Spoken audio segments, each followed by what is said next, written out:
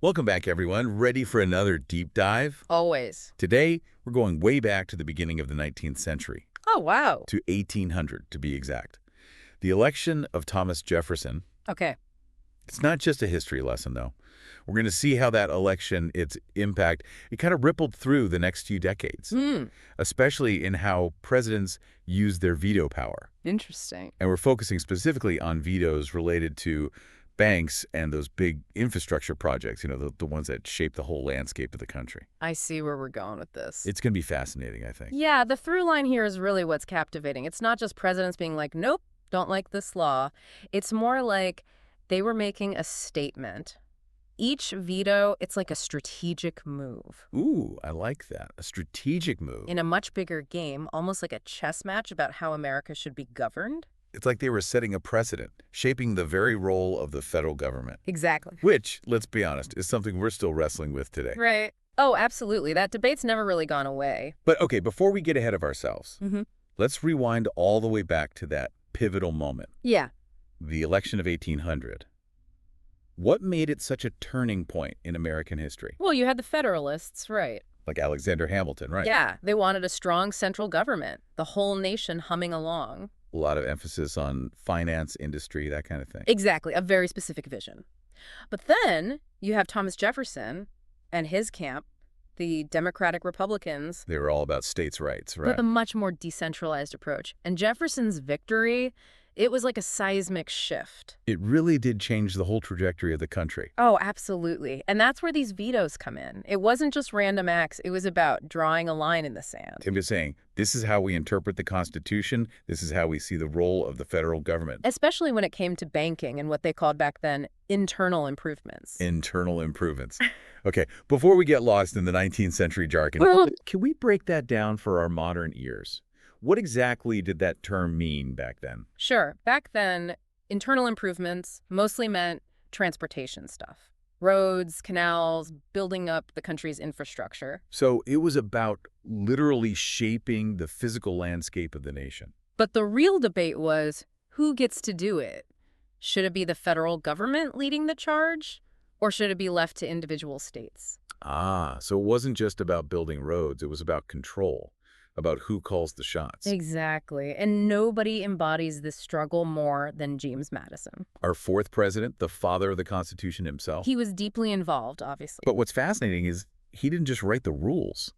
He actively enforced them. Yeah, with his veto power. He really wielded that veto pen like a weapon to defend his vision of a limited federal government. Absolutely. So tell me, where did Madison draw the line? What were some of the key instances where he said, nope, this goes too far? Well, one of the most significant examples was his veto of the bill to recharter the first Bank of the United States in 1811.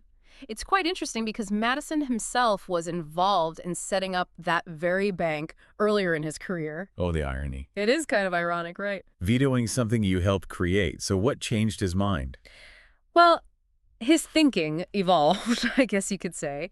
He became a strong advocate for what we call strict constructionism, meaning you interpret the Constitution very literally. No room for wiggle room there. If a power isn't specifically given to the federal government, well, then it simply doesn't have that power. Black and white, huh? Pretty much. And Madison argued, you look at the Constitution, there's nothing in there that explicitly says the government can create a national bank. So even something as big as a national bank wasn't worth bending the rules of the Constitution, at least in his view. Exactly. But I'm sure there were people back then saying, hold on, we need a national bank. What about the economy? Oh, definitely. There was this whole other camp that believed in what we call loose constructionism. They thought the Constitution's necessary and proper clause gave the government more leeway, implied powers to do what's needed. Sort of like reading between the lines. Exactly. They saw a national bank as essential, stability, growth, the whole nine yards. So it wasn't just a legal debate. It was about fundamentally different visions of how the government should interact with the economy. Absolutely. And this tension, it played out in other areas too, like with those internal improvements.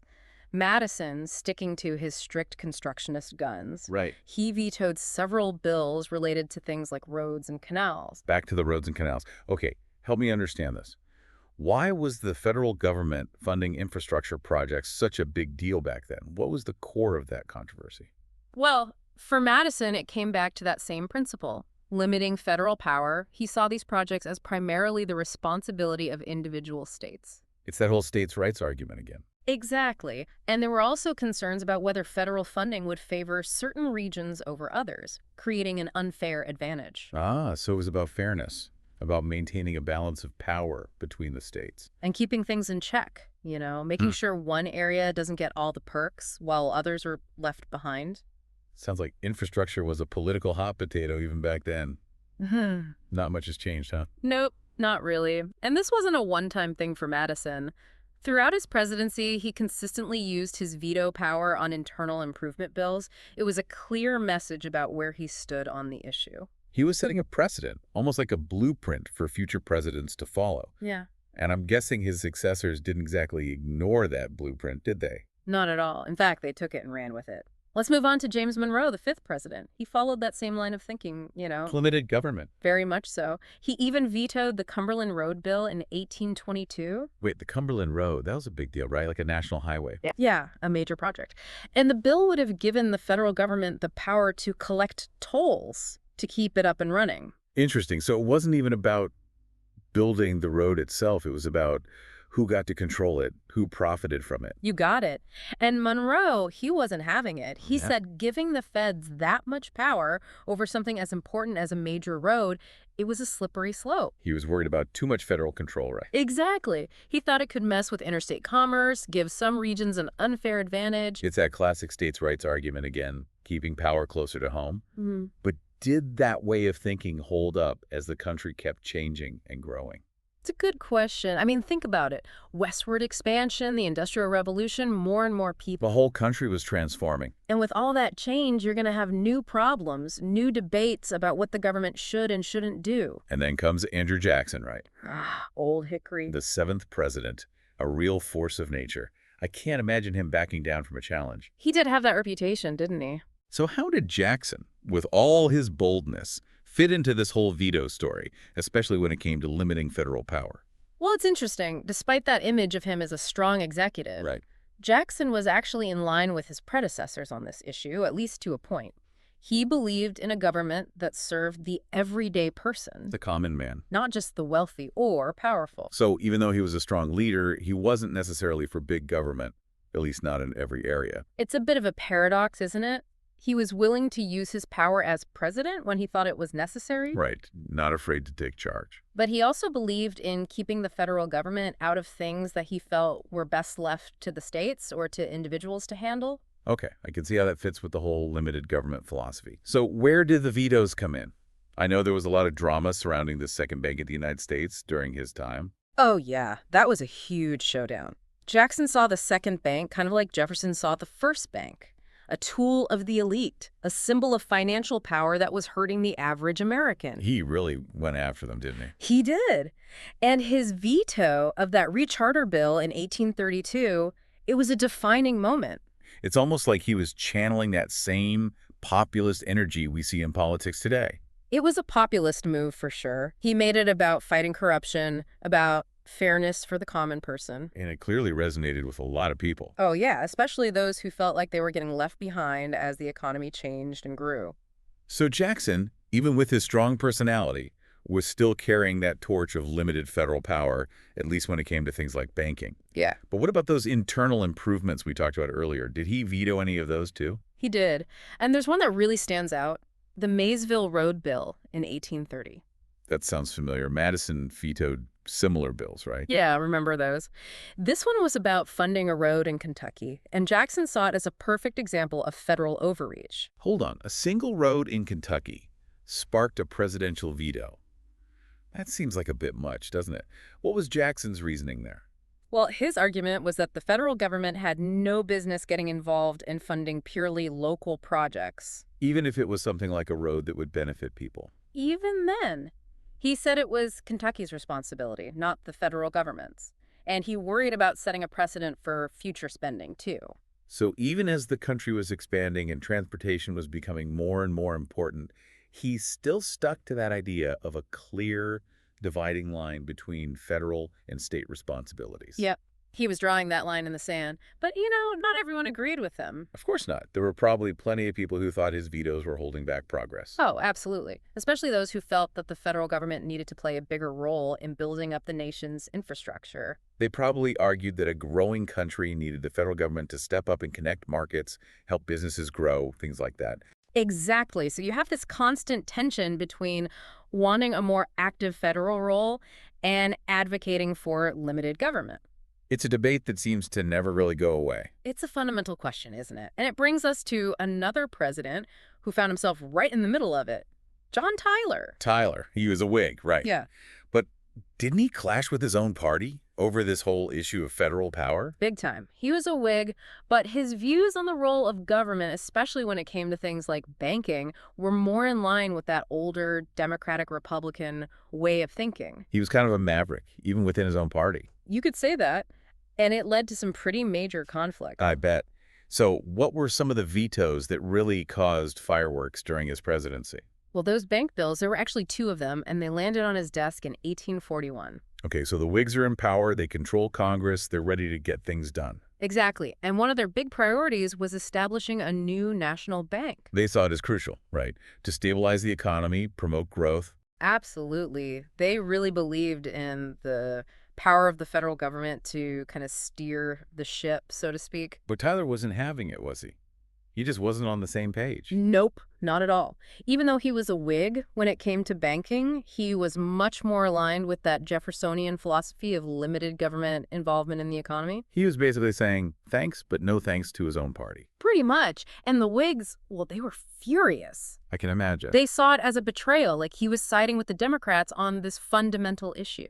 It's amazing how these disagreements over policy could become so personal, so divisive. Oh, yeah, it split the party wide open, ultimately leading to Tyler's expulsion from the Whigs. Wow, talk about a political earthquake. It really shook things up, and it shows just how deeply rooted these beliefs about the role of government were, how much they could impact political alliances and the course of history. So Tyler's veto pen, it wasn't just about those bank bills, was it? Didn't he also veto a tariff bill in 1842? He did, and that really added fuel to the fire, further alienating him from the Whigs. Okay, tariffs. Always a hot-button issue, it seems. But to be honest, they've always been a bit of a mystery to me. Can we break it down? Like, what were these tariffs all about, and why were they so controversial? Sure. Think of tariffs as taxes on imported goods. Okay. So basically, if you wanted to bring something into the country from overseas, Right. you had to pay a tax on it. And the idea was to protect American businesses Right. from foreign competition. Exactly. Supporters of tariffs, like many Whigs at the time, argued that they were essential for American industries to thrive. It makes sense. Leveling a playing field, so to speak. Right. They wanted to make sure that American businesses weren't being undercut by cheaper goods from other countries. So it was all about protecting American jobs, American industry. That was the main argument. But of course, not everyone saw it that way. Right. There's always another side to the story. Definitely. Opponents of tariffs, like Tyler and many Democrats, Okay. they argued that these tariffs actually ended up hurting American consumers. How so? Well, by making imported goods more expensive, tariffs drove up prices for everyone. Ah, so it's like a hidden tax that consumers end up paying. You could see it that way. And they also argued that tariffs interfered with free trade and could even lead to retaliation from other countries, which could harm the entire economy. So it's that classic debate, isn't it? Should the government intervene to protect certain industries or take a more hands-off approach and let the market forces play out? Exactly. And Tyler, by vetoing that tariff bill, he was clearly signaling his preference for a more hands-off approach, even if it meant defying his own party. He was really sticking to his principles even when it was politically risky. He was. He believed that government intervention in the economy, whether it was through banking or tariffs, often did more harm than good. It's remarkable how those convictions, those deep-seated beliefs about the role of government, could lead a president to take such bold and often unpopular actions. It speaks volumes, doesn't it, about the power of ideas to shape history. Absolutely. And it brings us to James K. Polk, the 11th president, who came into office in 1845.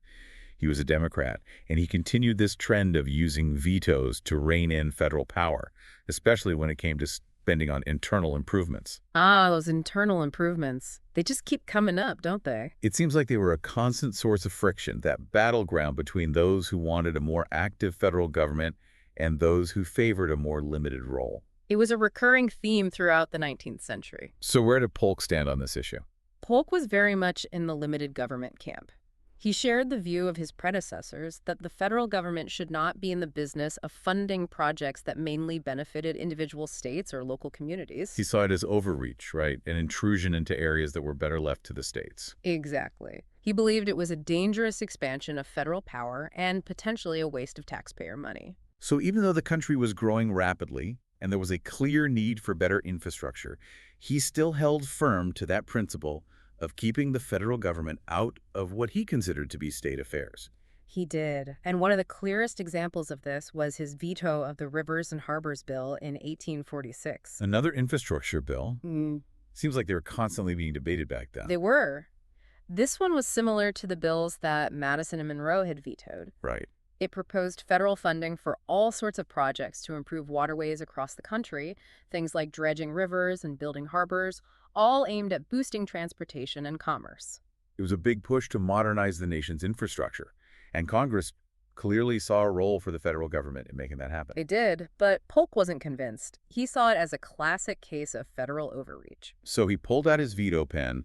What were his main arguments against the bill?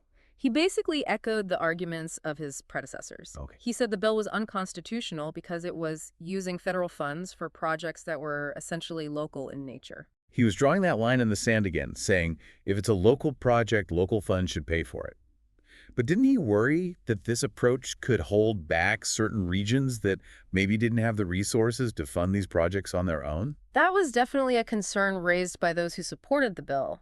They argued that a nation as large and growing as the U.S. needed a robust transportation network, and they believed the federal government was in the best position to make that happen. It's that classic dilemma again. Trying to balance the principle of limited government with the practical need for a strong, interconnected national economy. It's a balancing act that's been at the heart of American politics since the very beginning. And it's still something we're grappling with today, isn't it? Absolutely. These debates about federal power, states' rights, they're still very much alive. Think about the arguments over infrastructure spending today. Healthcare, education, the environment. All of those issues tap into this fundamental tension that we've been exploring through these historical vetoes. It's really amazing to think that the echoes of the election of 1800 That clash between Jeffersonian and Hamiltonian visions, are still shaping the political landscape of the 21st century. it really highlights how enduring these ideas are. This has been such an incredible journey through history. We started with presidential vetoes, but we ended up delving into some of the most fundamental questions about American governance, questions that are just as relevant today as they were back then. It's a reminder that history isn't just about the past. It's about understanding the forces that have shaped who we are as a nation. And using that knowledge to navigate the challenges we face today and in the future. Exactly. So for our listeners out there, I hope this deep dive has sparked your curiosity, giving you a new perspective on these enduring debates about the role of government in our lives. I hope they'll continue to explore these questions, delve deeper into the arguments, and really engage with the complexities of our political system. That's a great message to leave our listeners with. Thanks for joining us on this fascinating journey into the history of presidential vetoes and the enduring debate over the role of government in American society. We'll see you next time for another deep dive into the past.